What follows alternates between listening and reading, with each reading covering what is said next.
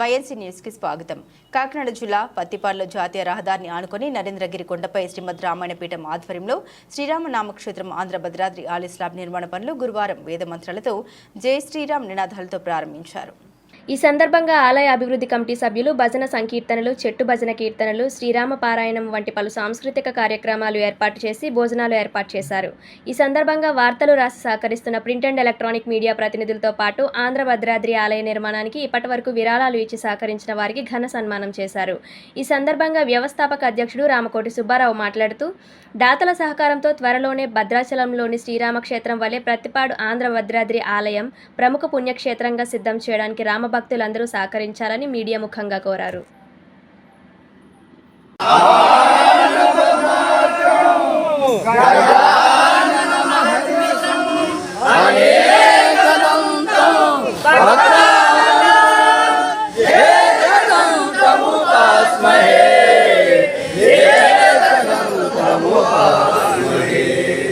गुरु ब्रह्मा गुरु विष्णु गुरुदेवो महेश्वरा गुरु साक्षात् परब्रह्म तस्मै नमः।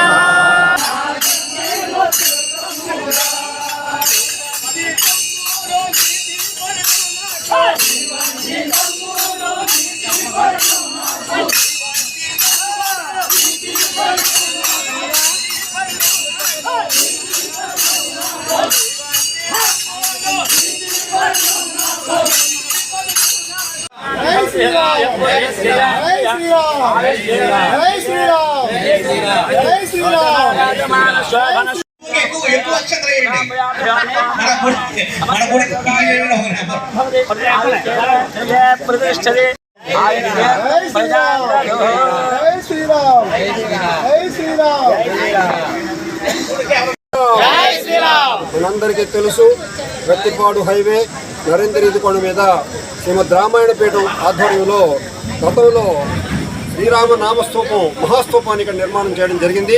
తాత్కాలిక శ్రీరామ మందిరం కూడా ఏర్పాటు చేయడం జరిగింది.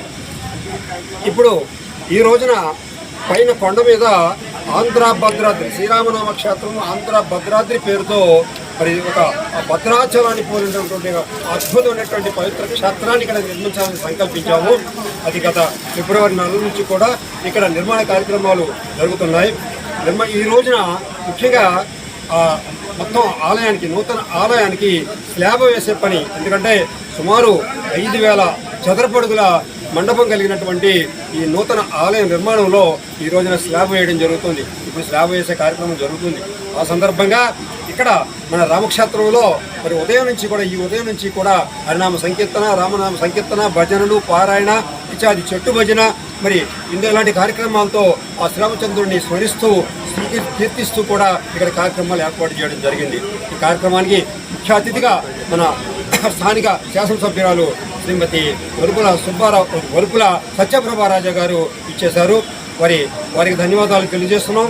అట్లాగే ఈ కార్యక్రమం స్లాబ్ కార్యక్రమం అయిపోయిన తర్వాత తదుపరి ఇంకా కార్యక్రమం నిర్మాణ కార్యక్రమం యథావిధిగా జరుగుతుంది.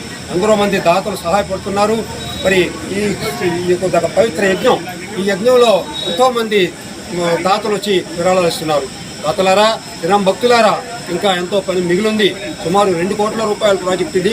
అందరూ కూడా భక్తి ప్రపత్తులతో వచ్చి ఈ క్షేత్రాన్ని దర్శించి మరి మీ తగు సహకారం అందించి ధన రూపేణా కానీ, వస్తు రూపేణా కానీ, మరి సేవల రూపేణా కానీ, వస్తువు అంటే మరి సిమెంటు ఇలాగా కాంక్రీటు వేయాల్సిన సామాన్లు, స్టీలు ఇలాంటి వస్తు రూపేణా సహాయం చేయొచ్చు. అట్లాగే భవిష్యత్తులో ఈ క్షేత్రం అద్భుతమైనటువంటి ఒక ధార్మిక క్షేత్రంగా, ఆధ్యాత్మిక క్షేత్రంగా వెలుసెలుతుందని భక్తుల విశ్వాసం.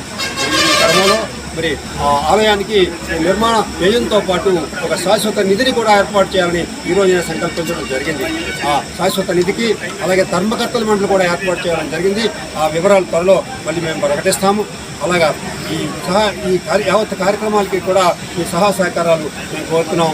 ఇది ఒక అద్భుతమైన క్షేత్రం. ఎందుకంటే మన ప్రతిపాడికే కాదు, మన మండలానికే కాదు, జిల్లాకే కాదు, యావత్ ఆంధ్రప్రదేశ్ రాష్ట్రానికి ఒక భద్రాచలాన్ని పోలినటువంటి విలామక్షేత్రంగా ఇక్కడ తయారవుతుంది. ఎంతోమంది సేవకులు ఇక్కడ కష్టపడుతున్నారు. వారందరికీ కూడా పేరు పేరున విరాళాలు ఇచ్చిన దాతలకు పేరు పేరున మరి ఈ క్షేత్రం పట్ల ఒక మంచి అభిప్రాయం సదభిప్రాయం కలిగినటువంటి శ్రేయోభిలాషులకి అందరికీ కూడా మేము ధన్యవాదాలు కృతజ్ఞతాపూర్వక వందనాలు తెలియజేస్తున్నాం. జై శ్రీరామ్, జై శ్రీరామ్. ఓం శాంతి శాంతి శాంతి. లోకాః సమస్తాః సుఖినో భవంతు, సమస్త సన్మంగళాని సంతు. మనది భారతదేశంలో మనం పవిత్ర గోదావరి తీరంలో ఉన్నాము. దీన్ని ఆంధ్ర భద్రాద్రి అనే పేరుతో ఇక్కడ శ్రీరామనామ క్షేత్రాన్ని శ్రీమద్ రామాయణ పీఠాన్ని ఇక్కడ ఏర్పాటు చేశారు. దేహో దేవాలయ ప్రోక్త జీవో దేవస్సనాతన యజేత్ అజ్ఞాన నిర్మాల్యం సోహం భావేన పూజయేత్ అని అన్నారు. అంటే ఈ దేహమే దేవాలయం.